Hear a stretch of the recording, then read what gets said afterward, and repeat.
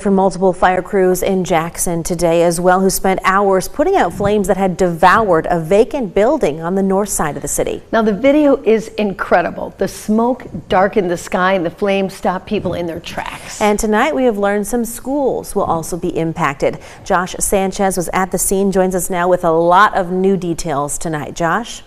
That's right, Sherry Siobhan. It was a long day for fire crews that came as far south as Chelsea and Washtenaw County to help put out the fire at the vacant factory. Videos sent by you at home showed just how far the smoke could be seen.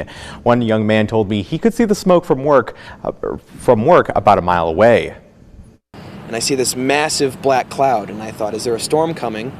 Being in a historic space like this, the old Jackson prison, then seeing another piece of Jackson history kind of burning down right in front of you is very strange. Aaron King was one of many people that spotted the large black stack of smoke billowing from a vacant factory site on the 1000 block of Hamilton Street along West North Street. Jackson City officials say crews were called in around noon. By early afternoon, the smoke cloud loomed over nearby businesses and homes. Didn't seem to be too awful big. It wasn't until I started seeing more flames and sparks and embers kind of shooting above the building next to us here is kind of when I started getting a little nervous. Steve VOGEL is the property manager of Art 634, a gallery a couple feet from the fire.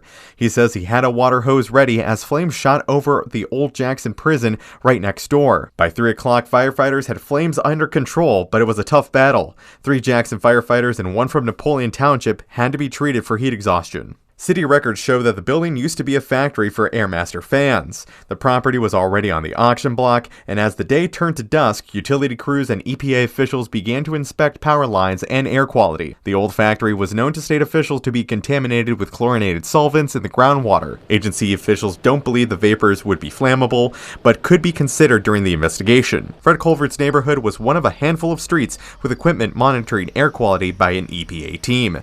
He says he's glad the wind carried the smoke and ash away from his home, but knows it covered part of the city.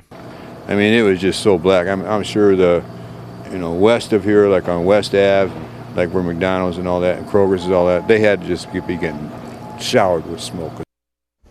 Now, city officials say they were testing the air quality throughout the afternoon and did not see an immediate impact.